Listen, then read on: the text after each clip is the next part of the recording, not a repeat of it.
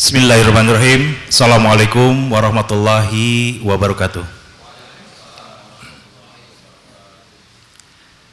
Yang terhormat Bapak Bupati Kuningan, alhamdulillah telah hadir di tengah-tengah kita. Yang saya hormati para narasumber FGD yang sudah berkenan hadir, ada Pak Kabid Kebudayaan Pak Rio, kemudian ada Pak Ance Bagus, dan ada Kang Ajay. Terima kasih banyak atas kehadiran Bapak-Bapak semua. Bapak Ibu sekalian, pada kesempatan yang berbahagia ini, saya mengucapkan terima kasih banyak atas kehadiran Bapak Ibu sekalian yang sudah berkenan memenuhi undangan kami. Untuk diketahui oleh Bapak Ibu sekalian, alhamdulillah yang kami undang pada kesempatan ini cukup komplit Bapak Ibu, baik dari unsur pemerintahan maupun seniman dan budayawan. Dari unsur pemerintahan Pak Bupati Kuningan, kemudian ada dari Sekretariat Daerah, dari unsur pemerintahan Disdikbud, kemudian dari Disporapar, dan untuk diketahui juga Bapak Ibu sekalian, di sini hadir juga nih dari Kementerian Kebudayaan, Kang Jul, ya. Namun beliau hadir di sini dalam kapasitas sebagai pelaku budaya Kuningan, gitu ya. Terima kasih Kang Jul. Ada dari unsur Kodim juga, ya. Terima kasih Pak atas kehadirannya. Dari Polres juga alhamdulillah telah hadir. Terima kasih. Dari Dewan Kebudayaan, yang sekarang pengurusnya tinggal 3 orang yang aktif. Mudah-mudahan nanti Bapak Ibu yang hadir di sini ya nanti berbondong-bondong untuk membangun Dewan Kebudayaan Kuningan, ya. Selanjutnya terima kasih juga dari unsur DPRD, ya. Dari akademisi, para dosen, ada Prof Suwari, ya, terima kasih banyak, ya. Kemudian dari jurnalis, kami ucapkan terima kasih, ya, insan-insan pers telah hadir bersama kita. Kemudian kami juga ucapkan terima kasih untuk semua, ya, seniman budayawan yang sudah hadir, baik dari bidang tari, rupa, musik, sastra, film, stand up komedi, ya, yang tidak bisa saya sebutkan satu persatu. Dari unsur MKKS juga alhamdulillah telah hadir, terima kasih banyak. Dari unsur MGMP seni budaya juga terima kasih, ya, sudah hadir. Kemudian dari komunitas-komunitas lainnya yang tidak bisa kami sebut satu persatu. Bapak Ibu sekalian, kegiatan hari ini adalah fokus group discussion perencanaan kebijakan publik seni budaya dan pemanfaatan ruang publik untuk kepentingan seni budaya. Ini adalah bentuk kolaborasi, ya, kolaborasi Yayasan Sado An Sugion Thomas, Komunitas Teater Sado, dengan pemerintah daerah Kabupaten Kuningan. Alhamdulillah pemerintah daerah Kabupaten Kuningan, ya, melalui Pak Bupati sudah menyediakan tempat ini untuk penyelenggaraan kegiatan. Terima kasih, ya, untuk jajaran pemerintah daerah Kabupaten Kuningan. Selanjutnya Bapak Ibu sekalian, untuk diketahui, ya, bahwa kegiatan FGD ini adalah salah satu rangkaian dari kegiatan Sado, ya, yang didukung oleh Kementerian Kebudayaan Republik Indonesia melalui program Dana Indonesiana atau dana hibah, ya, dana abadi kebudayaan, dana abadi kebudayaan. Terima kasih nih untuk Kang Jul dan reng-rengan di Kemenkebud, ya, Kementerian Kebudayaan. Bapak Ibu sekalian, kegiatan yang kami gelar, ya, ini direkat dengan satu tema besar, yaitu harmoni alam dan budaya. Kegiatan ini kami rangkai mulai dari Januari sampai nanti puncak acaranya di bulan September dengan kegiatan pertunjukan teater dan pameran. Insya Allah Bapak Ibu akan kami undang di kegiatan tersebut. Dan mari Bapak Ibu sekalian, ya, manfaatkan momen ini sebagai ajang untuk silaturahim pemerintah, seniman, budayawan, dan berbagai unsur ya komunitas baik seni, budaya maupun lainnya. Nah, selanjutnya Bapak sekalian, di FGD ini kami harapkan nanti lahir rekomendasi-rekomendasi yang berkaitan dengan kebijakan publik dan pengelolaan ruang budaya. Insya Allah nanti ada pemaparan materi dari narasumber-narasumber pemantik yang nanti dilanjutkan dengan kegiatan diskusi. Nah, mudah-mudahan di diskusi tersebut akan bisa dirumuskan rekomendasi-rekomendasi yang nanti mudah-mudahan bisa ditindaklanjut atau di follow up oleh para pembuat kebijakan di Kuningan. Nah, itu harapannya Bapak Ibu sekalian ya. Dan selanjutnya dengan segala kerendahan hati kami dari Teater Sado ya memohon kepada yang terhormat Pak Bupati Kuningan untuk menyampaikan sambutan sekaligus membuka acara FGD ini. Beliau masuk sebagai narasumber di kegiatan pembukaan. Untuk itu kami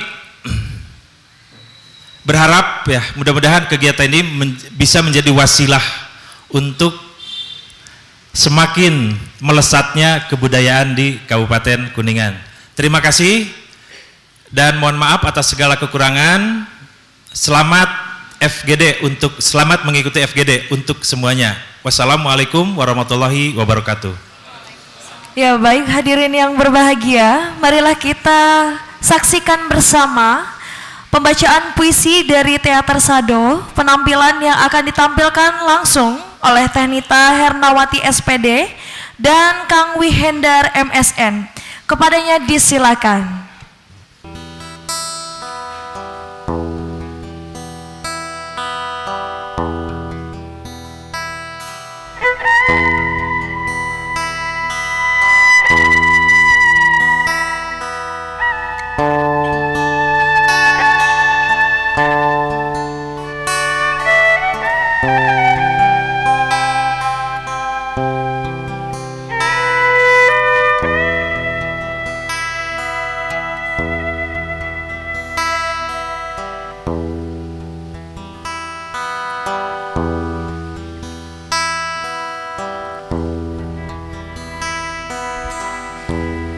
Sajak Anak Kuningan, karya Yusfatansi Ubay.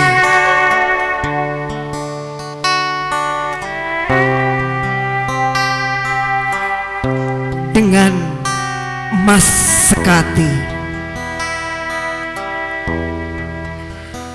5 kain kafan. Aku datang padamu,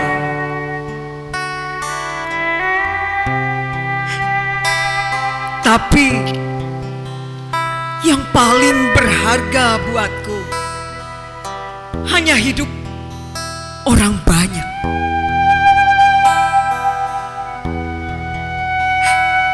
Ya, aku putramu yang perkasa, bagai rahyang tangkuku dari Arile duduk di atas gajah putih, bagai Arya Kemuning gedong kuningan di atas kuda putihnya.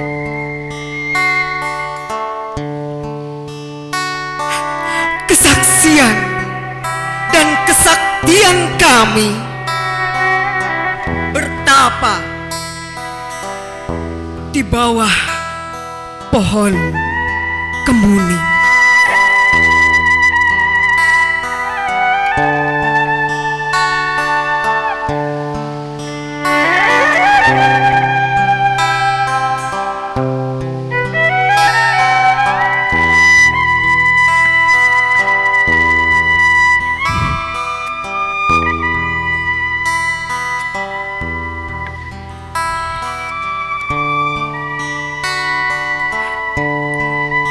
dengan 17 untai bunga melati, dengan 8 macam makanan sesaji.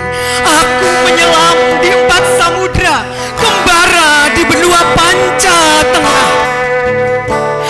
Akulah burung, akulah garuda, di bumi akulah antareja, di laut akulah jakatawang, di angkasa akulah Gatot Kaca.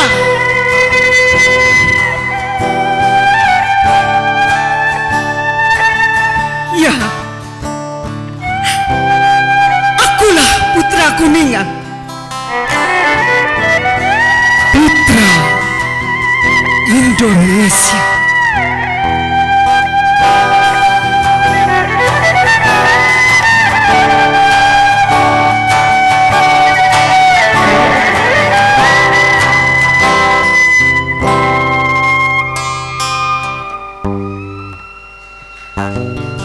Terima kasih. Assalamualaikum warahmatullahi wabarakatuh.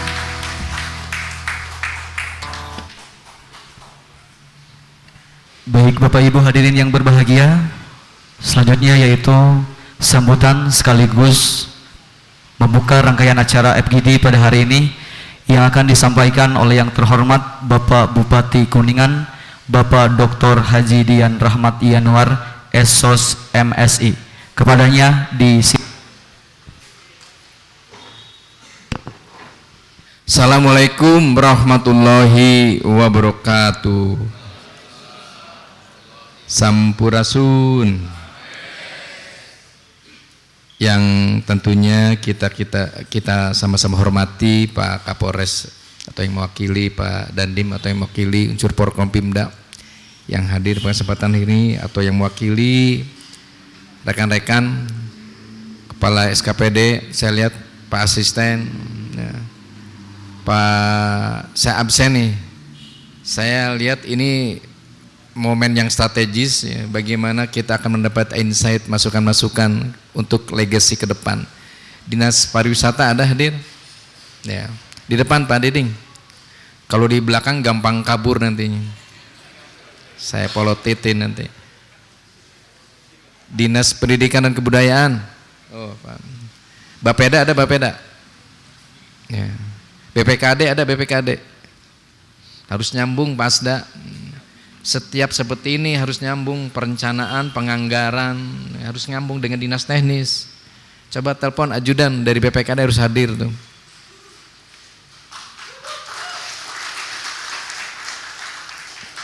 Yang saya hormati di sini hadir Pak Ajay Ahdiat SPD MDS ya. Akademisi dan penggiat seni, Kang C Bagus yang tengah sibuk syuting Suzana. Antara ngeri-ngeri sedap kalau nonton film kayak gitu ya, horor-horor tapi suka lucu gitu. Hadir Pak Ence, itu Kang C itu menetrasi supaya kita tidak takut, tidak kencing di celana gitu. Besok berangkat lagi.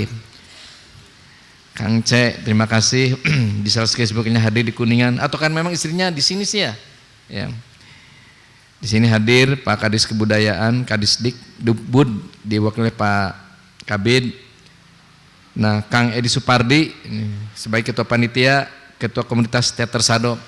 Kemarin saya hampir lupa ketemu di makam Pak Bupati kadehilap, mohon. Ini salah satu sebagai tindak lanjut obrolan kita dulu waktu kita podcast di Teater Sado ya. Kang Tobias mana? Oh ya. Kok di Payun? Ya. Nah, memang pemimpin zaman sekarang ini gak usah duduk aja di depan, harus di belakang. Ya. Yang saya hormati Kang Julkarnain sebagai ilustrator Kuningan dari Kementerian Kebudayaan. Sahabat saya di sini ada dari Presiden Republik Sendal Cepit di Payun, para seniman, para oh ya Kadis DPMPTSP, nah pelaku budayanya, ya tuh Kadis DPMPTSP hadir, kuduna BPKD hadir gitu. Nah Semualah teman-teman yang tidak bisa saya sebut satu persatu, luar biasa, senang. Gak usah banyak sebetulnya, sedikit tapi hasilnya banyak gitu kan, ya. Pak Dodo, Dewan Kebudayaan, ya. Dewan Pendidikan juga harus diundang, Kang. Terutama yang saya banggakan dari Teater Sado, yang menghadirkan para stakeholder, Pak Profesor Suwari dari akademis juga hadir, terima kasih Kang, ya. Siapa lagi? Budayawan, tokoh masyarakat, para jurnalis. Yang pertama, hari ini merupakan hari suasana kebatinan dalam rangka pendidikan nasional, kan? Sebetulnya ini beririsan, Kang Ence. Kemarin kita baru saja melaksanakan peringatan Hardiknas. Hari ini disambung dengan fokus group discussion perencanaan kebijakan publik seni dan budaya. Ini menyiarkan pada kita bahwa pendidikan dan budaya adalah dua sisi dari satu mata uang, ya. Tidak bisa dipisahkan, saling berkaitan. Betul tidak? Budaya membentuk karakter, pendidikan menguatkan. Jadi kalau berbicara, makanya di pendidikan kebudayaan, kalau berbicara tentang kemajuan pendidikan, Anda juga harus berbicara tentang pengembangan dan kelestarian seni dan budaya. Karena tidak bisa dipisahkan. Kita sepakat, ya, budaya tadi kata Kang Ence menghasilkan karakter, menghasilkan tabiat. Itu yang kita perlukan hari ini. Jadi ini terima kasih Teater Sado terkait dengan Hari Pendidikan Nasional. Tadi malam saya menerima kunjungan Kang Deddy Mulyadi, Gubernur Jawa Barat, Bapak Aing, sampaikan sama bahwa budaya ada sesuatu yang kita harus menjadikan hal yang paling krusial dalam segala sektor kehidupan. Bapak, Ibu yang saya hormati, teman-teman yang saya banggakan, ini banyak banget tulisannya, saya gak biasa baca yang kayak ginian lah.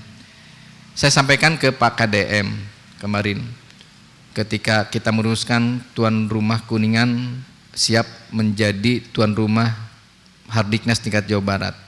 Pak, Kuningan teh bukan hanya bagian dari warisan Sunda, betul ya Pak Dodo ya?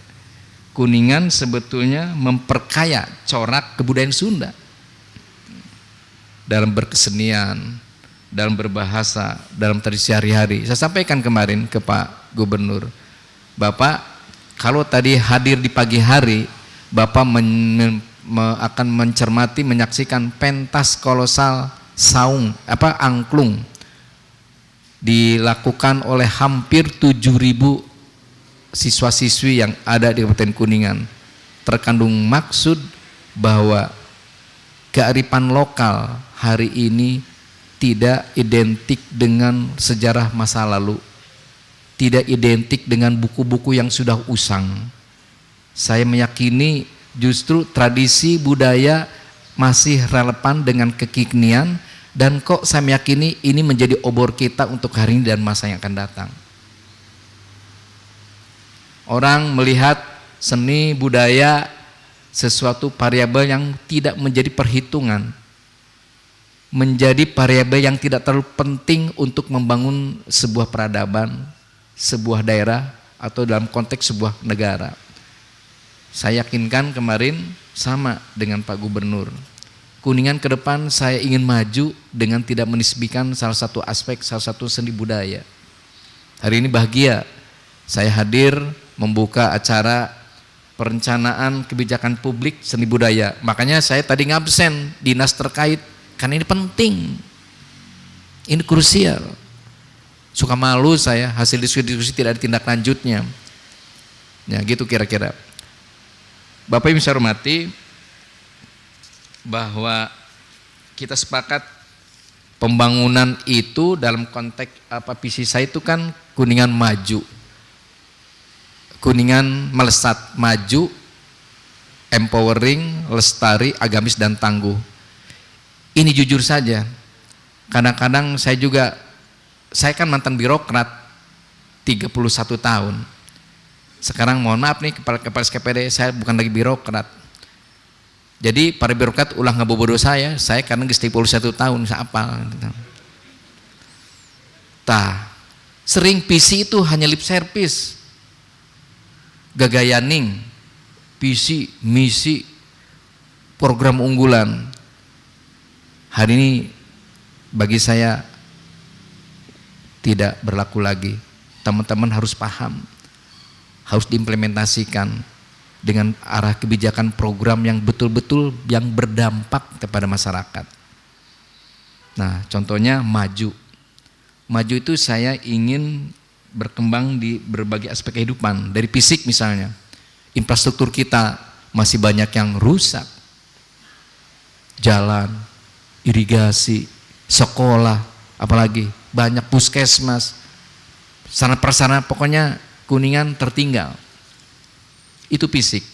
Non fisiknya saya ingin tercermin salah satunya peningkatan literasi. Bagaimana salah satunya mengembangkan nilai seni dan budaya. Jadi ini kita paham bahwa saya sampaikan tadi, seni budaya ini merupakan salah satu jembatan antara penghubung masa lampau, masa sekarang, masa yang akan datang. Bagi saya, kalau anda bapak-bapak birokrat, masyarakat terputus dari sejarah, tradisi budaya, bapak-bapak saya jamin tidak akan pernah berkembang.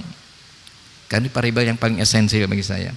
Jadi pembangunan non fisik salah satunya nilai seni dan budaya itu harus dikembangkan. Jadi peran rekan-rekan komunitas seni dan budaya ini salah satu menjadi kunci bagaimana Kuningan berkembang.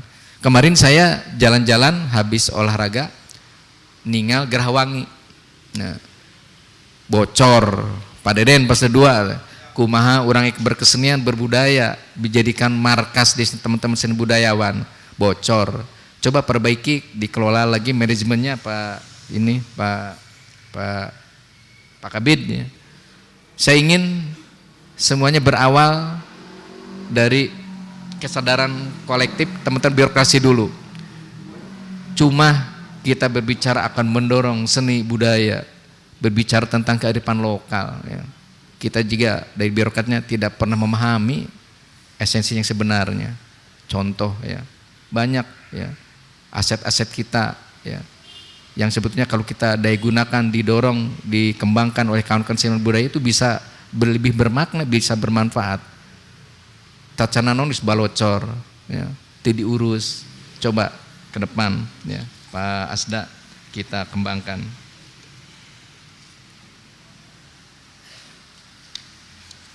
Bapak Ibu yang saya hormati, sebelum dilantik 1 bulan saya sudah ngamen. APBD kita terseok-seok, APBD kita tengah sakitnya teh keur dirawat jalan. Urang teh takut itu jadi rawat inap. Bener.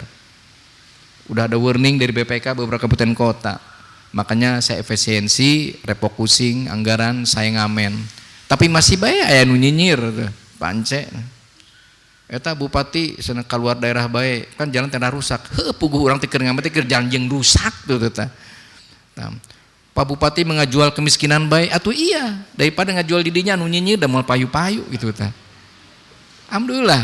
Nah, kemarin dari 4 kementerian udah turun. Nah, iseng kemarin Pak Amran, oh Padian perlu apa? 3,5 miliar peralatan akan dikirimkan untuk para petani misalnya.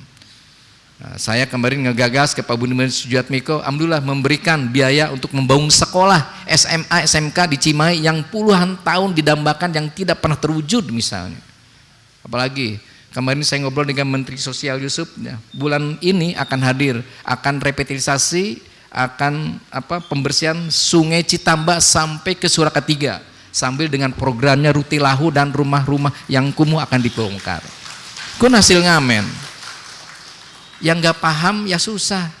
Seperti halnya kita, birokrat yang tidak paham tentang budaya. Di Kunguh mah susah. Makanya hari ini saya sampaikan, yuk mulai start dengan diskusi perencanaan kebijakan publik seni budaya. Ini bukan hanya seremonial, ini bukan hanya gaya-gayaan, tapi sungguh saya ingin mendapatkan rekomendasi, ya, saran-saran yang bagus untuk pengembangan kita ke depan. Saya menyadarilah baju coklat termasuk parioget terbatas lah di pemahaman kebudayaan lah. Jadi betul, saya bukan tidak percaya baju coklat. Ya. Daerah itu dibangun apabila bersinergi, daerah itu dibangun apabila masukan-masukan yang kritis objektif dari semua pihak yang ahlinya, gitu. Jadi sekali lagi Bapak Ibu, saya ucapkan terima kasih ya atas inisiasi gagasan ini, atas gagasan yang dirancang sedemikian rupa. Saya hanya nanti mohon minta hasilnya seperti apa. Ya. Saya dulu waktu podcast dengan Kang Tobias ya, banyak hal yang jadi bahan catatan bagi saya. Termasuk saya juga pernah diskusi dengan Presiden Republik Sendal Jepit ya dulu ya. Waktu kita berjuang, waktu saya ke kakampanyean pilkadaan akan saya tunaikan itu. Termasuk kemarin hutang-hutang TPP ya, kita tunaikan di lunasan. Termasuk janji saya 100 hari kerja, 100 km jalan, saya tunaikan. Malah kemarin laporan sudah 140 km. Walaupun masih protes, jalan rusak Pak, rabig. Ek di belakang tanggal cau, sing sabar. Jalan Kuningan teh 800 km, moal angges tinu satahun. Insya Allah lah, harus sabar ya. Keterbatasan anggaran harus kita bertahap. Termasuk insya Allah tadi fisik non fisik akan kita garap secara simultan. Bapak Ibu saya hormati, ngobrol saja curhat. Tadi saya ngobrol dengan Kang C terkait abis sok resep ini. Pance kan itu dulu teh waktu saya sekda dia menggagas apa di medsosnya para pencari bupati. Nah, saya senang jujur aja. Itu kan penilaian objek dari masyarakat. Tadi saya pertegas kembali, apa Kang masukannya? Salah satunya Pak Bupati, masyarakat susah mendapatkan akses atau ruang publik untuk memintonkan mungkin ya berekspresi dan sidang budaya. Salah satunya desa-desa yang ada di Kabupaten Kuningan ada 367 punya balai desa yang kalau zaman dulu itu potensi untuk pergerakan seni budaya, sosial bahkan ke ekonomi. Makanya Pance, obrolan Pak Ence itu saya rekam, saya luncurkan salah satu program unggulan Kabupaten Kuningan, unggulan saya adalah Nata Daya. Nih. Jadi saya ingin setiap balai desa dan alurnya akan saya tata, target saya 100 desa ini untuk dikembangkan menjadi kawasan wisata, kawasan budaya atau ekonomi.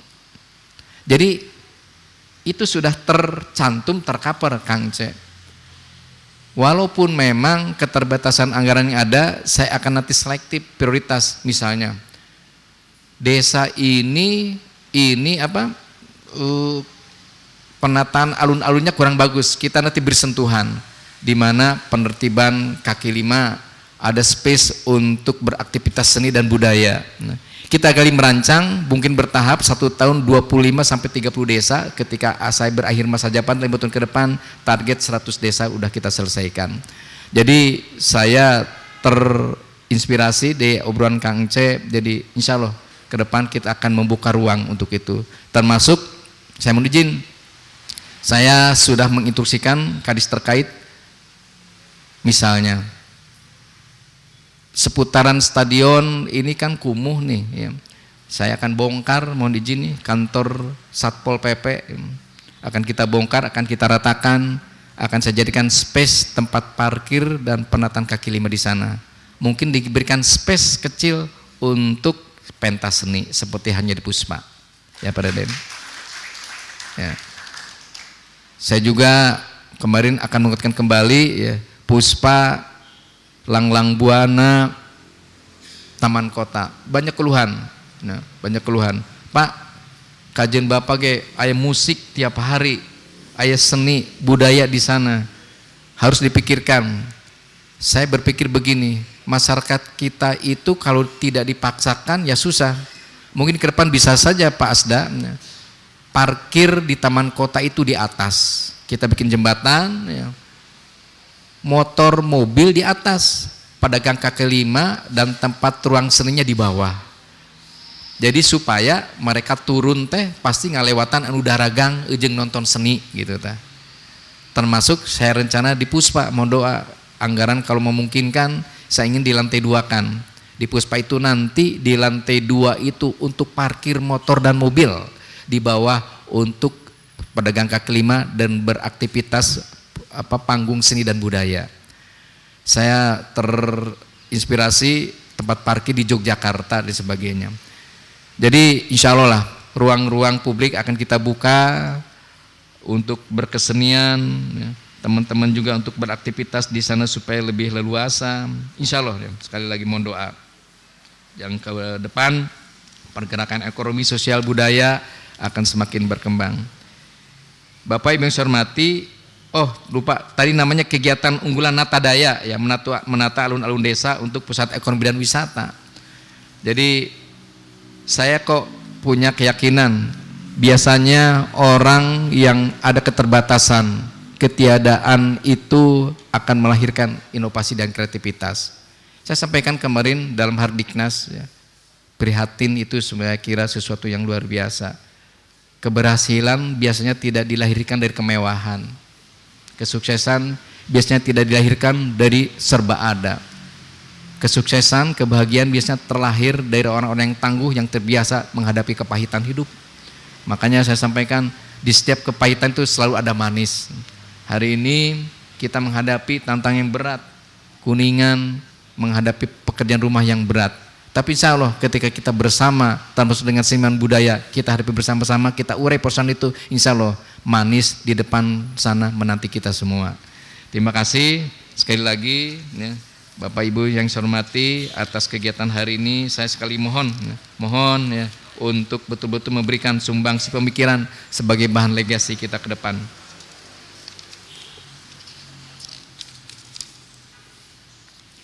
Itu saja yang dapat saya sampaikan. Terima kasih ya.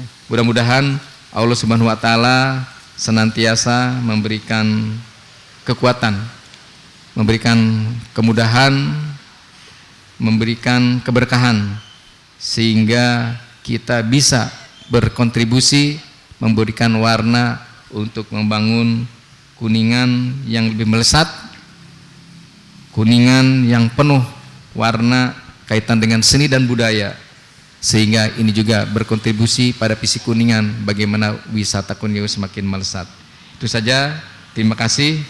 Mohon dijaga silaturahmi ini, mohon dikembangkan koordinasi ini, mau ditingkatkan kolaborasi ini. Terima kasih. Semata-mata bukan apa-apa, saya hanya ingin membangun Kuningan, tempat kelahiran saya, tempat saya dibesarkan, termasuk Bapak Ibu semua. Bapak Ibu dibesarkan di Kuningan ya. Mohon sekali lagi ada waktu ke depan 5 tahun, ayo kita bersama-sama mewujudkan Kuningan melesat. Terima kasih. Dengan ini dibuka dengan ucapan Bismillahirrahmanirrahim. Fokus group discussion perencanaan kebijakan publik seni budaya dengan resmi saya nyatakan dimulai. Terima kasih. Diakhiri. Wassalamualaikum warahmatullahi wabarakatuh. Bismillahirrahmanirrahim. Assalamualaikum warahmatullahi wabarakatuh. Sampurasun Bapak Ibu semua. Alhamdulillah Bapak Ibu semua, setelah kita tadi mengikuti pembukaan kegiatan FGD atau Focus Group Discussion dengan 2 topik. Yang pertama perencanaan kebijakan publik seni budaya. Nanti sesi kedua ada pemanfaatan ruang publik untuk kegiatan seni budaya. Nah, saat ini kita akan memasuki sesi pertama, yaitu penyajian materi dan tanya jawab sekait dengan topik perencanaan kegiatan perencanaan kebijakan publik seni budaya. Alhamdulillah di sini seperti tadi disampaikan oleh Bapak Bupati dan juga disapa oleh Ketua Komunitas Teater Sado bahwa yang hadir di sini adalah Bapak Ibu yang mewakili stakeholder pemangku kepentingan untuk pemajuan kebudayaan. Ada dari unsur Forkopimda, ada dari unsur komunitas seni, ada jurnalis, ada kalangan pendidik, ada kalangan seniman budayawan yang semua itu punya kepentingan yang luar biasa untuk pemajuan kebudayaan khususnya seni budaya di Kabupaten Kuningan. Alhamdulillah tadi Pak Bupati dalam sambutannya sudah menyampaikan luar biasa bagaimana kebijakan beliau sebagai pucuk pimpinan di Kabupaten Kuningan dalam ikut memajukan seni budaya di Kabupaten Kuningan. Dan saat ini beliau juga sebetulnya tadi sebagai narasumber Pak ya, tapi sudah sampaikan saat sambutan. Dan narasumber kedua yang terkait dengan topik ini adalah Kang Azhar Nasir Ahdiat SPD MSN, ya, MDS maaf ya, MDS. Ya, beliau adalah seorang pegiat seni muda dan akademisi. Saat ini dosen di Prodi Desain Komunikasi Visual Pak ya, di Uniku. Nah, Bapak Ibu semua, perlu saya sampaikan lagi mekanisme diskusi kita pada hari ini. Nanti ada 2 sesi penyajian materi. Sesi pertama ini topik perencanaan kebijakan publik seni budaya. Nanti kita akan mendengarkan paparan materi dari Kang Ajay Ahdiat. Kemudian ada sesi tanya jawab di sesi ini. Kita akan menggelar fokus group discussion. Jadi Bapak Ibu nanti akan dikelompokkan ke dalam kelompok-kelompok yang dalam kelompok itu akan terdiri dari beragam latar belakang. Kita akan berdiskusi, membahas apa yang disampaikan oleh pemateri, kemudian juga menyampaikan rekomendasi. Apa yang bisa kita sampaikan kepada pemerintah, kepada komunitas seni, kepada masyarakat, kepada sektor dunia usaha untuk pemajuan kebudayaan di Kabupaten Kuningan. Itu barangkali mekanisme diskusi kita pada kegiatan hari ini. Baik, untuk kesempatan sesi ini kami berikan kesempatan kepada Kang Ajay Ahdiat untuk menyampaikan pandangannya, perspektifnya, dan pengamatannya terhadap kebijakan publik seni budaya di Kabupaten Kuningan saat ini. Silakan Kang Ajay. Saya beri waktu kurang lebih 15 menit untuk menyampaikan materinya. Silakan Kang. Izin Wios berdirinya supados katingali ina. Assalamualaikum warahmatullahi wabarakatuh. Sampurasun. Alhamdulillah wassalatu wassalam ala asrofil anbiya'i wal mursalin wa ala alihi washabihi ajmain amma ba'du. Terima kasih kepada rekan-rekan Teater Sado yang berkenan mengundang saya yang mungkin dianggapnya masih pelok buah gitu ya.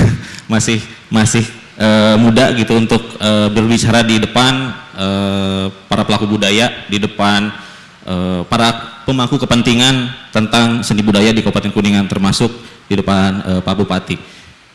Yang terhormat Bapak Bupati Kuningan, lalu yang saya hormati semua jajaran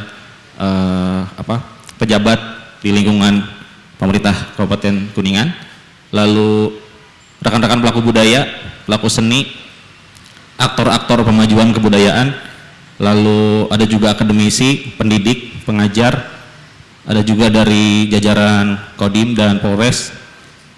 Izinkan saya untuk mungkin berbagi sedikit. Judulnya kan memantik ya, berarti nanti saya akan banyak pertanyaan sebetulnya, bukan seminar ya gitu. Makanya saya beri judul materinya dengan sajian pemantik diskusi. Ini tentang perencanaan kebijakan publik tentang seni budaya Kabupaten Kuningan.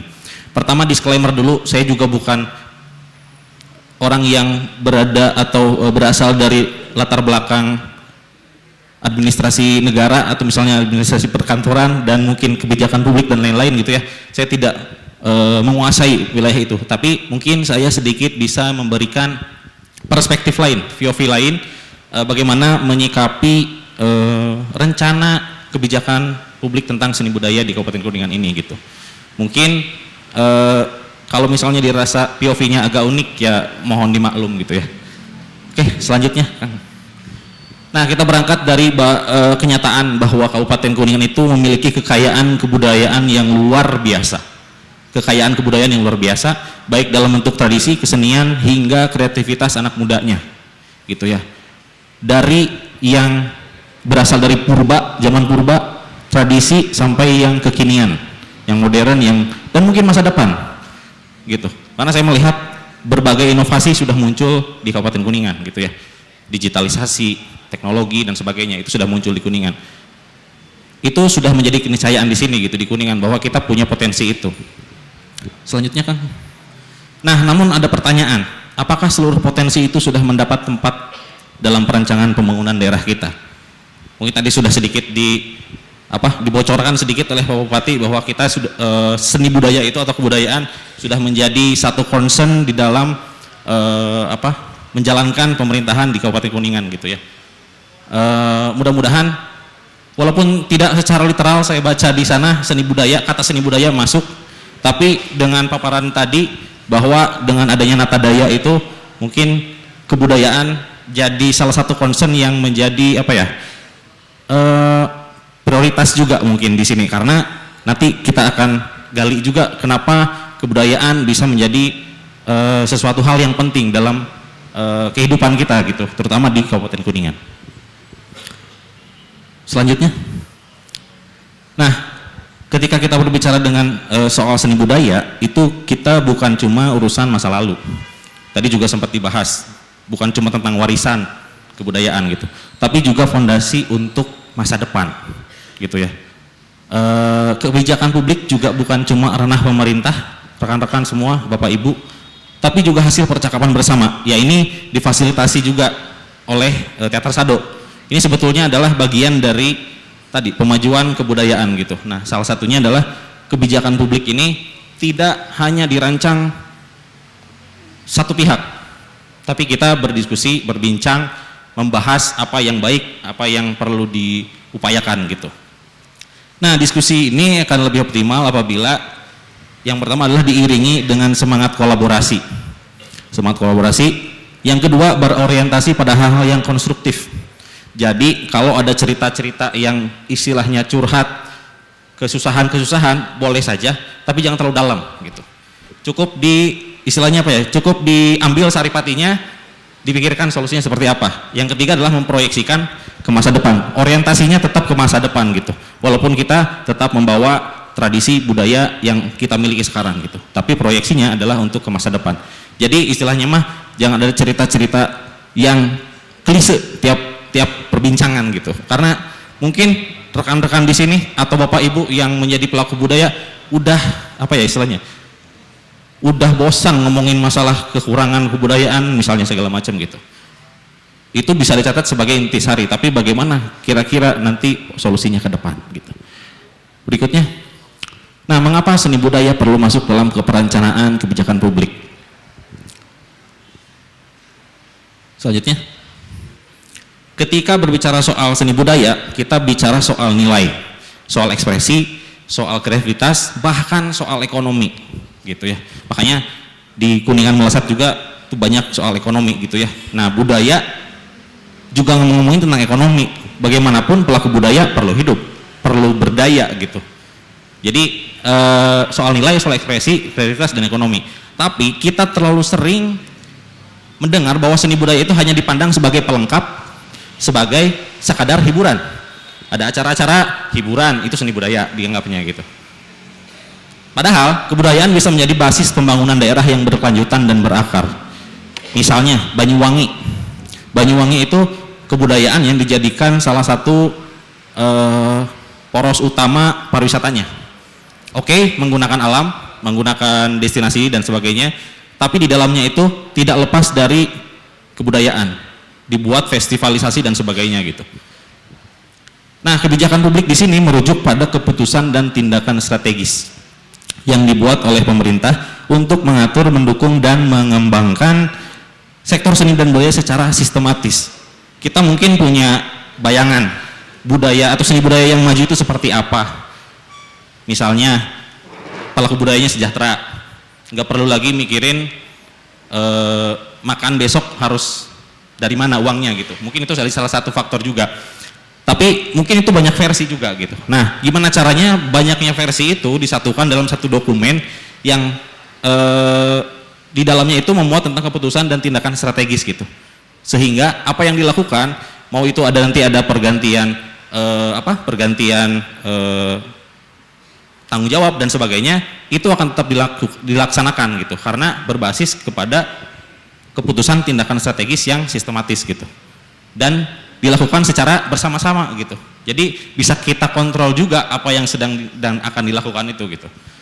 Oke, berikutnya. Nah, karena itulah seni budaya perlu masuk dalam perencanaan kebijakan publik, tidak hanya sebagai kegiatan seremonial. Mohon maaf, banyak, mungkin tidak semua, tapi sering kita temui bahwa kegiatan-kegiatan seni budaya kita itu sekadar seremonial. Festival hari ini beres, besok kita nggak membicarakannya lagi gitu. Nggak ada evaluasi, nggak ada komunikasi lebih lanjut, nggak ada kritik bahkan gitu yang lebih konstruktif, itu jarang kita temui. Semuanya good gitu, all good, wih keren mah udah biasa kita dengar misalnya gitu ya, kita bikin karya, wih keren, tapi kritiknya mana? Itu yang membangun, yang membuat diskursus seni budaya itu makin kuat di kita gitu. Mungkin ada pertikaian sedikit, yaitu mas sebuah kewajaran gitu dalam dunia seni dan budaya gitu ya. Tetapi sebagai prioritas strategis dalam pembangunan, nah ini yang mungkin bisa kita dorong, bahwa seni dan budaya itu bukan hanya lagi sebatas seremonial dan pelengkap, tapi juga menjadi isu yang prioritas gitu dalam strategi pembangunan begitu. Next. Nah, ada nggak sih dasar hukum dan kebijakan dari kebijakan nasionalnya gitu ya untuk pemajuan kebudayaan di daerah? Ada Bapak Ibu, tapi saya ambil saripatinya aja, lengkapnya bisa diakses di Google, bahwa ada 4 pilar utama dalam Undang-Undang Nomor 5 Tahun 2017 tentang pemajuan kebudayaan. Pertama adalah perlindungan, yaitu upaya menjaga agar unsur budaya tidak punah atau hilang.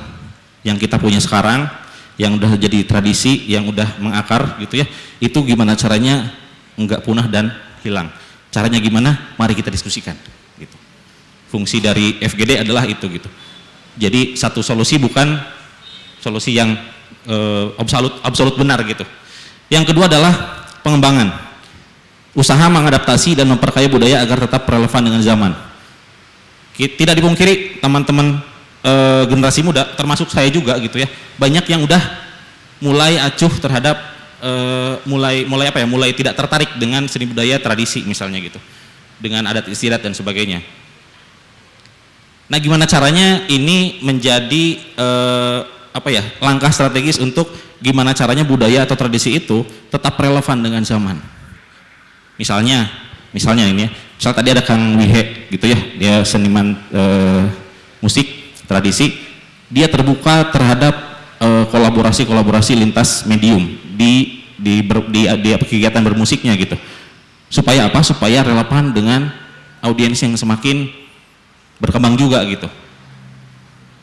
Supaya kita nggak mendengar lagi bahwa oh ini budaya kolot gitu, nggak sampai seperti itu. Cuman nilai-nilainya tetap kita jaga gitu. Yang ketiga adalah pemanfaatan, yaitu proses mengintegrasikan budaya dalam berbagai bidang kehidupan masyarakat. Misalnya lewat apa? Lewat pendidikan, lewat ekonomi, lewat semua bidang kehidupan. Gimana caranya bisa masuk gitu, diintegrasikan. Mungkin beberapa contohnya sudah dilakukan oleh sekolah-sekolah. Misalnya dengan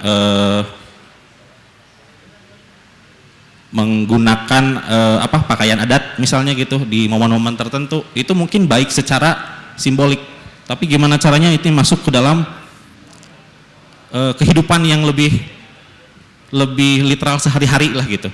Gimana caranya sih gitu. Nah, itu kita bisa diskusikan juga. Yang keempat adalah pembinaan.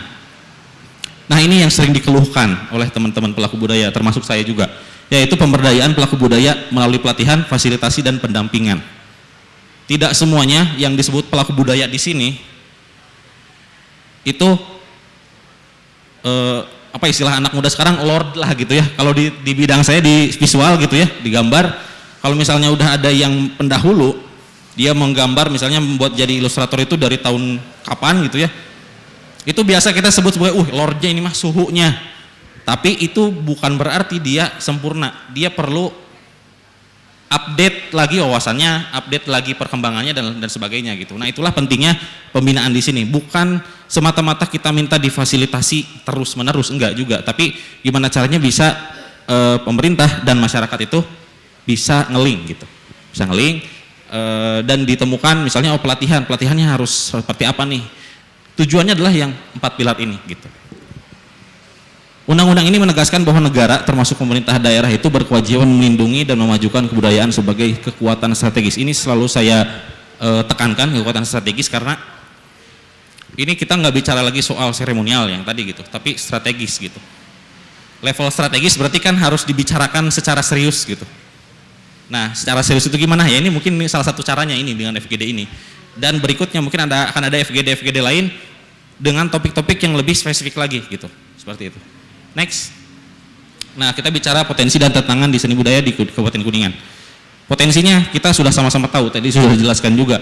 Memiliki kekayaan budaya yang luar biasa Kuningan itu ya, mulai dari tradisi, ritus, artefak-artefak kebudayaan, pengetahuan, teknologi, karya seni berbagai medium, aktivitas kebudayaan sampai adaptasi budaya kekinian juga banyak di Kuningan gitu ya.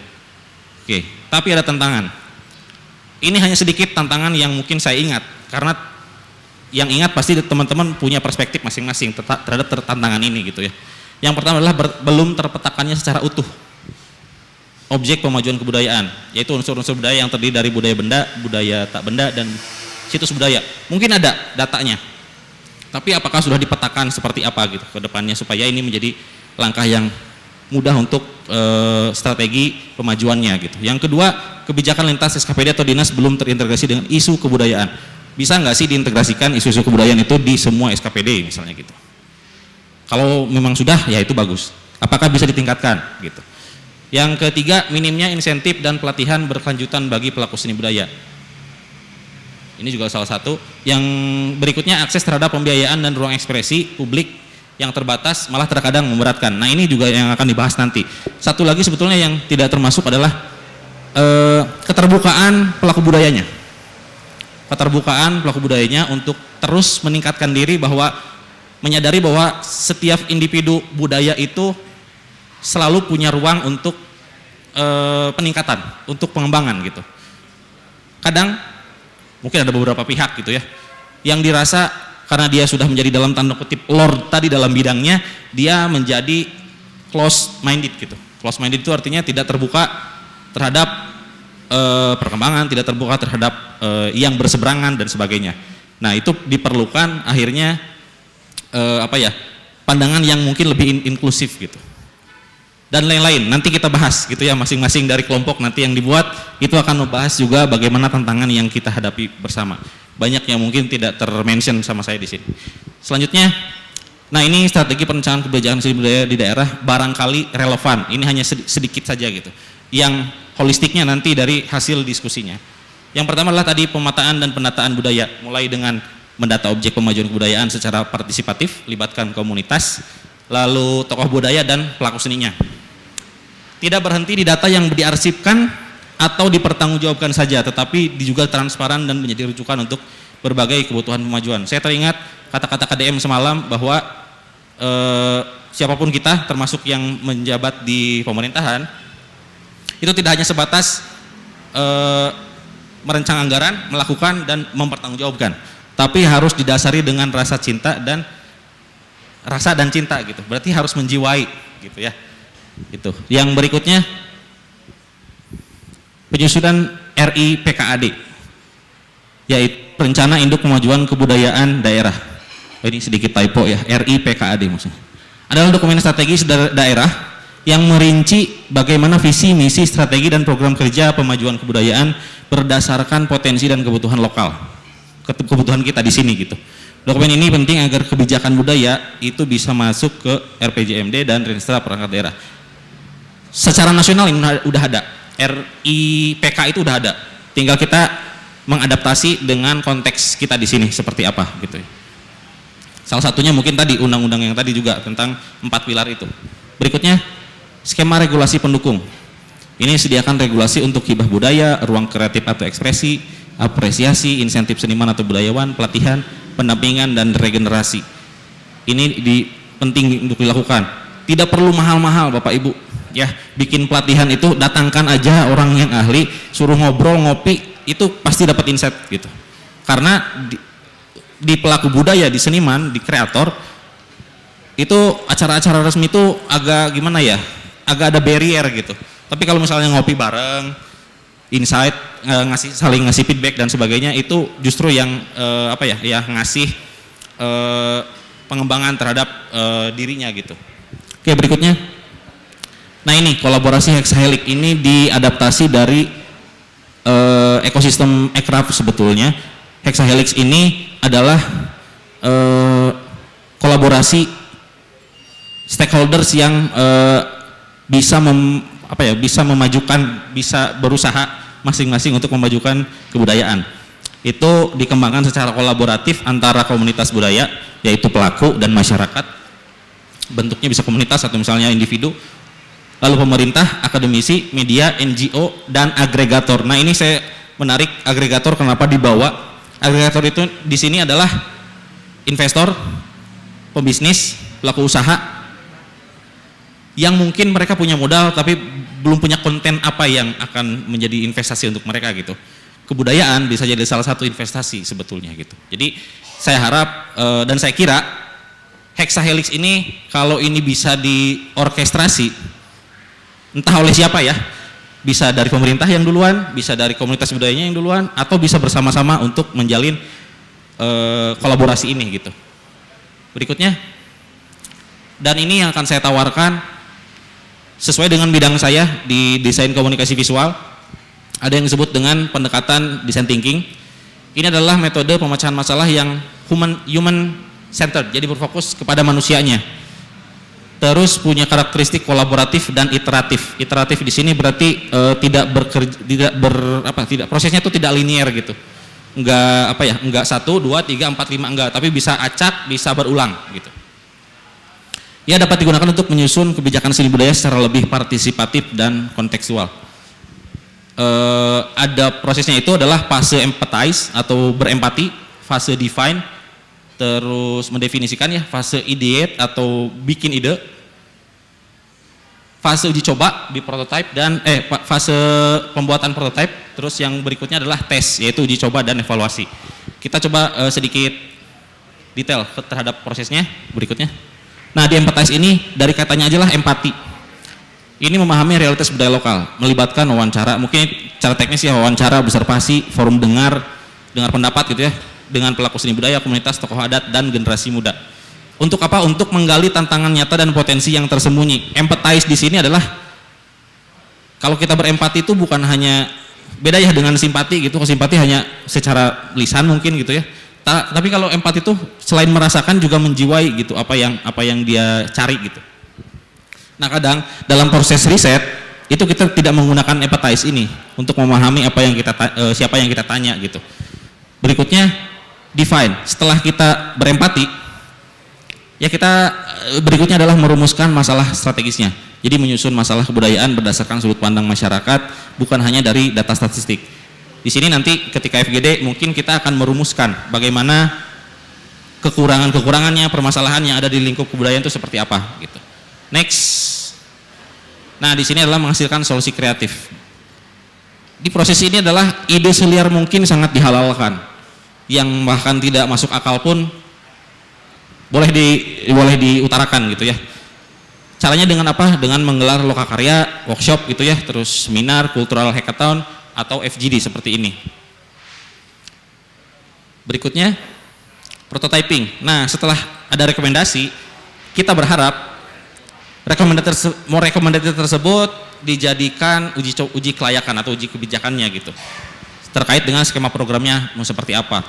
Bisa dimulai dari desa atau komunitas-komunitas tertentu sebagai pilot projectnya.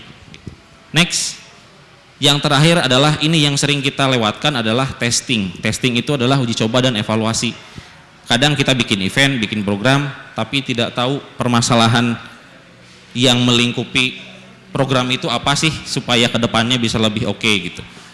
Nah ini melaksanakan uji coba terbatas, kemudian merevisi dan menyempurnakan sebelum dikembangkan sebagai kebijakan daerah. Evaluasi melibatkan stakeholder secara aktif. Nah ini Itu tahapan-tahapan, bukan tahapan yang linier, tapi teman-teman pendekatan ini bisa dilakukan secara berulang-ulang. Jadi ketika misalnya udah melalui tes ini dan ternyata kurang, itu mungkin kita bisa balik lagi ke empathize atau mungkin balik lagi ke ideate gitu. Seperti itu. Oke, berikutnya. Ini mungkin menjadi pertanyaan penutup untuk nanti bahan diskusi. Yang pertama adalah kira-kira apa sih potensi budaya khas Kuningan yang paling mendesak untuk dipetakan dan dikembangkan saat ini? Itu pertanyaan kita bersama. Yang khas dan mendesak untuk dioptimalkan atau dikembangkan. Yang kedua, tantangan dan permasalahan apa saja yang membuat potensi kemajuan seni budaya di Kuningan sulit diwujudkan? Tentu ini kita bertanya bersama ya, saya juga mempertanyakan ini gitu. Yang berikutnya adalah bagaimana langkah nyata kita agar rencana kebijakan publik tentang seni budaya tidak hanya berhenti di dokumen tetapi benar-benar diterapkan dan dievaluasi gitu. Itu juga yang menjadi tantangan. Hatur nuhun atas waktunya dan mudah-mudahan banyak yang bisa dipetik. Disclaimer lagi bahwa saya hanya sharing apa yang saya ketahui gitu ya. Mudah-mudahan bisa bermanfaat gitu. Itu aja Kang. Hatur nuhun. Assalamualaikum warahmatullahi wabarakatuh. Waalaikumsalam warahmatullahi wabarakatuh. Tepuk tangan untuk Kang Ajay Ahdiat.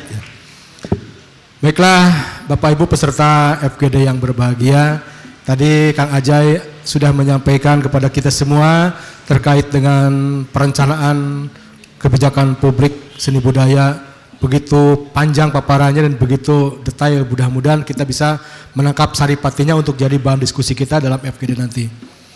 Baik, sebelum masuk ke sesi berikutnya, ada tanggapan dari peserta barangkali? Ya Bapak, ada lagi? 3 orang, 2 orang Kang Deni, ya 3, ya. Baik, ada 3 peserta yang akan menanggapi paparan dari Kang Ajay Ahdiat. Pertama Bapak ya, Bapak Asda 2. Kemudian ada Presiden Republik Sendal Jepit. Dan yang ketiga ada akademisi Bapak Profesor Suwarli. Maka yang pertama Pak Asda untuk menyampaikan tanggapannya.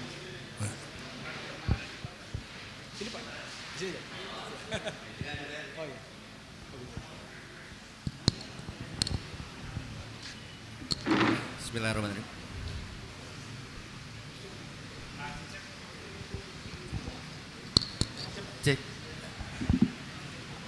Bismillahirrahmanirrahim. Assalamualaikum warahmatullahi wabarakatuh. Yang terhormat Pak Bupati, yang saya hormati, saya mohon izin tidak menyebutkan satu persatu, panitia dan seluruh praktisi seni budaya.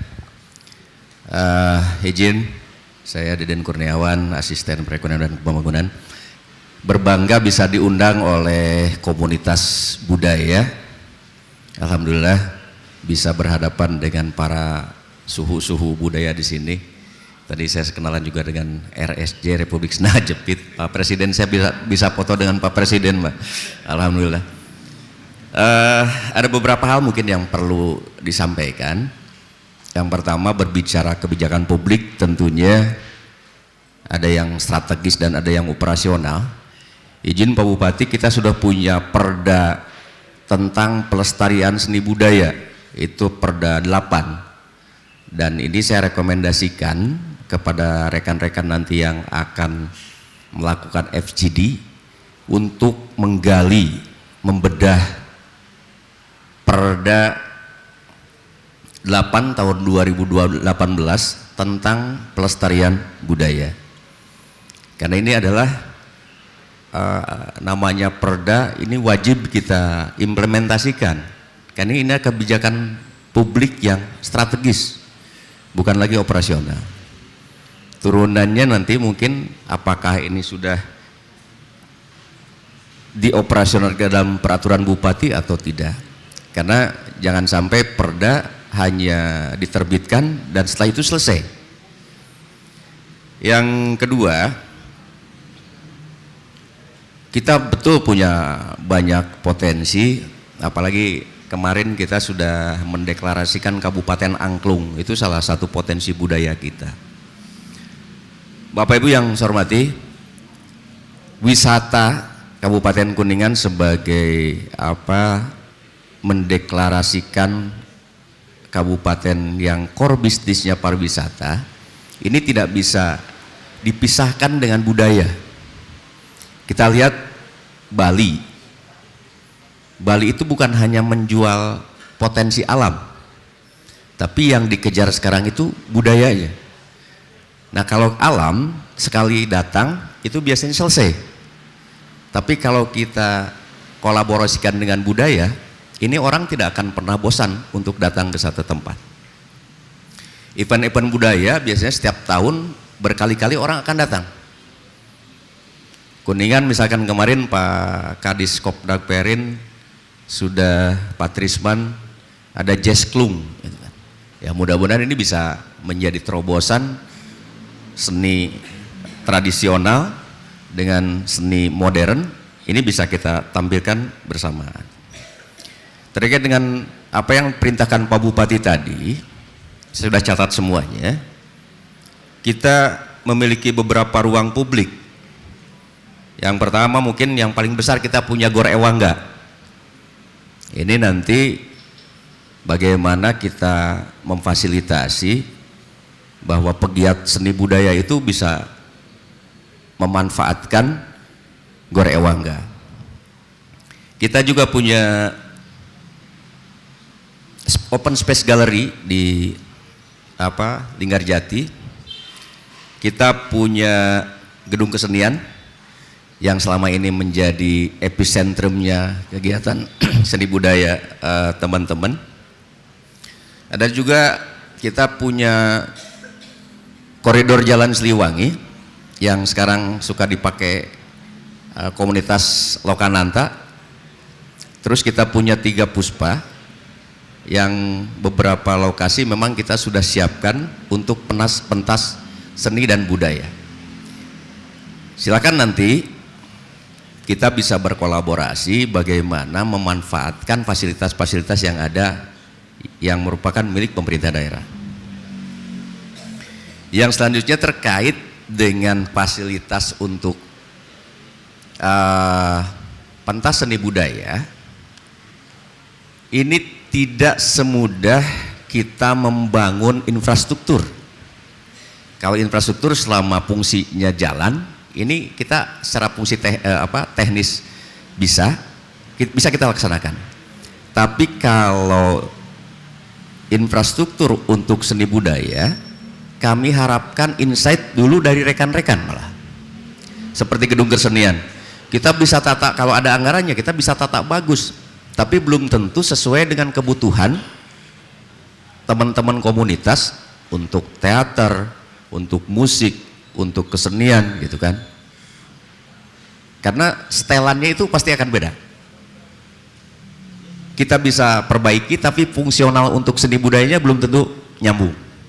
Jadi mungkin silahkan seluruh fasilitas yang ada, walaupun mungkin entah kapan kita punya anggarannya, tapi minimal desain, grand desainnya kita sudah punya. Gedung kesenian itu kan seperti apa? Gor Ewangga kalau mau untuk pentas seni harus ada apa? Di ruang-ruang terbuka harus seperti apa? Nah, kami ingin nanti rekomendasi Bapak, Ibu, teman-teman menyampaikan kepada kita fasilitas ruang publiknya harus seperti apa. Yang selanjutnya, kegiatan seni budaya ini saya juga kalau diajak teman-teman untuk pentas siap Kang gitu kan, 10 lagu mah siap gitu. Tapi kadang-kadang saya juga sering menjadi ketua panitia beberapa event. Perizinan ini yang perlu komitmen dan koordinasi lintas sektoral. Kebetulan di sini ada dari pihak Polres, dari Kodim, dari beberapa SKPD. Karena satu event aja itu izinnya kebersihan dari wakil kelurahan, kecamatan, kebersihan sampai ke beberapa SKPD lain, Pol PP, terakhir ke kepolisian. Dan ini yang perlu jangan sampai nanti regulasi ini justru menghambat event-event yang akan diselenggarakan di Kuningan. Dan ini perlu komitmen dan koordinasi, kesepahaman. Mungkin levelnya kalau level kabupaten, level provinsi, level nasional akan seperti apa, tapi kalau misalkan level internal kita Pemda, ya jangan terlalu sulit lah perizinannya, gitu kan. Terus yang selanjutnya, ini informasi, Pak Bupati sebagai inisiator Tour de Linggarjati tahun ini akan kembali dilaksanakan, dan kita harap nanti ini bukan hanya event olahraga, tapi di dalamnya ada dikolaborasikan dengan event seni budaya. Silakan nanti, insya Allah Pak Bupati sudah mendapat sponsor ya Pak ya untuk TDL, jadi bukan hanya olahraga, nanti silakan masukan dari komunitas seni seperti apa. Yang kedua, kita berbangga juga di bulan Juni ini ditunjuk untuk kedua kalinya menjadi tuan rumah atau host Ciayu Majakuning Entrepreneur Festival. Insya Allah tempatnya di Pandapa, kita tahun kedua setelah 8 tahun berturut-turut di kota Cirebon. Kita juga ingin mendapatkan masukan, karena ini ada space waktu 3 hari 2 malam, kita bisa memasukkan seni budaya sepanjang waktu tersebut. Jadi mungkin nanti kita akan pada saat rapat panitia, kita juga akan undang dari beberapa komunitas akan mengisi pentas seni budaya apa di Ciayu Majakuning Entrepreneur Festival. Ini yang hajatnya BI, Bank Indonesia. Kita sebagai tuan rumah, tapi kita bisa memasukkan potensi-potensi budaya kita yang nanti akan dipentaskan di CF itu. Itu mungkin rekan-rekan yang bisa saya sampaikan terkait dengan bagaimana kebijakan pemerintah daerah terkait dengan tadi kebijakan publik seni budaya. Terima kasih. Assalamualaikum warahmatullahi wabarakatuh.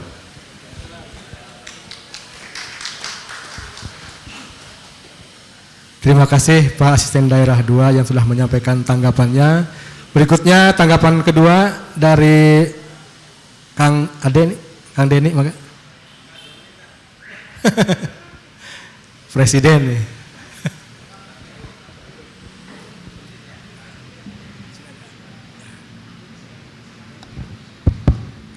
Insya Allah ijazahnya palsu, Kang Acep. Ijazahnya asli. Bismillahirrahmanirrahim. Assalamualaikum warahmatullahi wabarakatuh. Terima kasih atas waktunya. Mohon izin Pak Bupati. Langsung saja barangkali. Melihat Kuningan tentunya banyak sekali ruang-ruang publik yang memang belum dimanfaatkan secara maksimal, ataupun memang banyak terbengkalai, tidak terurus lah. Boleh dikatakan seperti itu. Kenapa? Nah, pertanyaannya kan seperti itu. Artinya begini, sebetulnya untuk pementasan ataupun pameran dan lain-lain, berkegiatan bersenian itu memang tidak harus di gedung ataupun di ruangan-ruangan tertentu, di alam terbuka ataupun di gang-gang juga itu bisa saja sebagai gedung. Tetapi gimana konsepnya ya seperti itu. Melihat dari banyaknya fasilitas publik yang memang belum termanfaatkan, kami merasa terpanggil juga sebetulnya, Kang. Gitu. Artinya begini, jadi Kuningan tidak usah membangun lagi sebetulnya untuk ini, tapi yang harus dibangun itu justru ekosistem berkeseniannya, Kang. Ekosistem berkesenian untuk tetap terus berkarya. Artinya solusinya seperti apa? Justru yang harus disupport itu para pelaku-pelaku seni, kan? Gitu. Sekarang kita bisa membangun gedung mewah, ber-AC dan lain-lain, maintenance-nya juga itu cukup lumayan juga. Tetapi kalau misalkan yang disupport itu para pelaku-pelaku seninya, insya Allah deh, misalkan untuk perupa ya support untuk teater, untuk musik dan lain-lain, insya Allah mereka akan berkarya secara maksimal dan sehingga brandingnya Kuningan itu bisa nampak seperti itu gitu. Nah hari ini tergantung di sisi mana para kreator ataupun para seniman itu dikasih porsi di mana seperti itu. Ini persoalannya seperti itu. Kalau untuk berkarya meskipun tidak seperti itu juga mereka sudah tetap berjalan dengan sendirinya.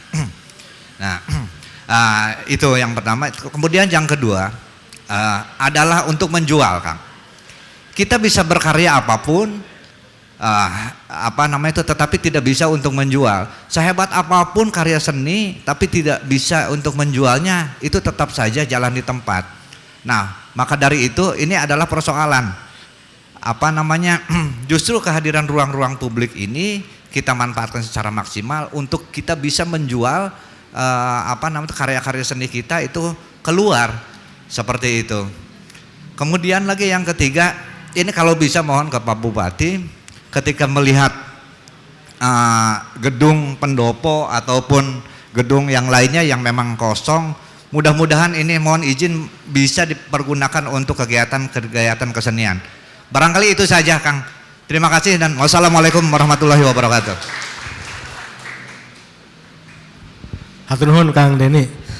Berikutnya dari Profesor Suwarli, maka tanggapannya.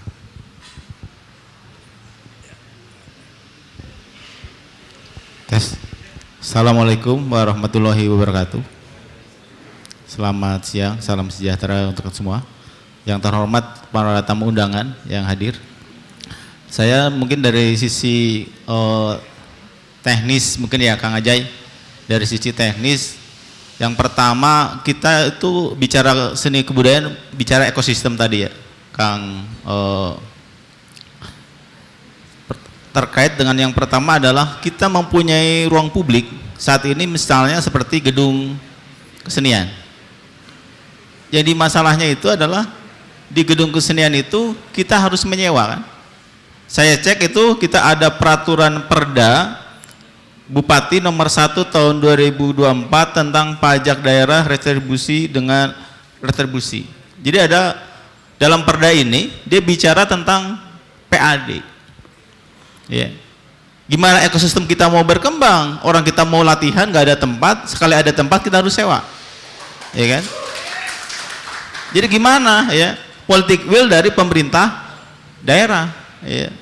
Kita pengen menciptakan kesenian yang kreatif, tapi kita tempat latihannya tidak ada. Kalaupun ada harus sewa. Sebesar berapa? 3 juta per hari. Ya. Coba bayangkan, Kang C Bagus misalkan mau ngadain kegiatan stand up comedy, harus bayar sewa 6 juta. Belum biaya keamanan, ketertiban dan kenyamanan. Saya nggak tahu berapa itu harganya ya. Mungkin dari pihak kepolisian ya bisa nanti ini ya. Itu yang pertama ya.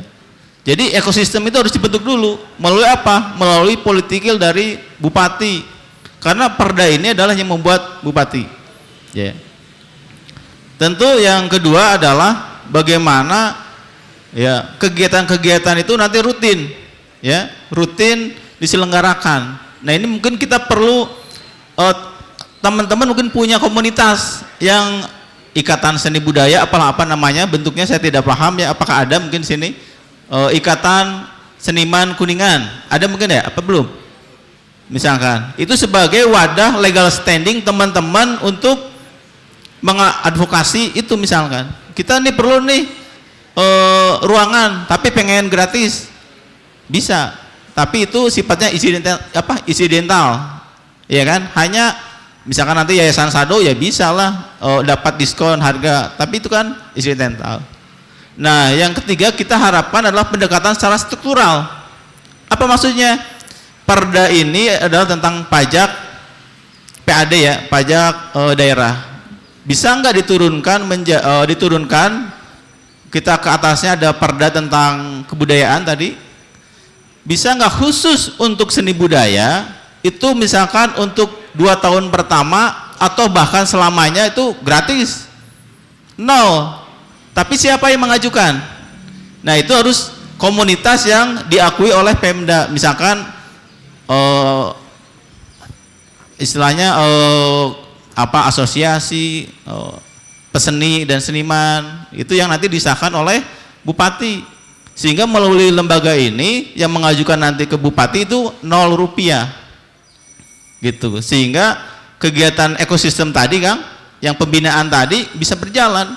Tapi kalau itu tidak dilakukan oleh Pemda, saya bilang ya omong kosong lah begitu ya, kalau boleh omon-omon lah bahasa sekarang mah gitu. Jadi dinilai tadi nanti perda tadi ya, perda tentang PAD, perda tentang seni budaya membawahi perbub tentang tadi misalkan terkait dengan penyewaan khusus untuk seni dan budaya itu 0%. Ada bicara tentang diskresi nanti dari Pak Bupati supaya itu untuk menumbuhkan ekosistem di Kuningan ya minimal beasiswa biaya sewanya 0% Kang. Itu pendekatan hukum dari saya. Kebetulan saya kan akademisi bidang hukum. Terima kasih, mungkin sedikit dari saya. Saya ucapkan terima kasih. Wassalamualaikum warahmatullahi wabarakatuh.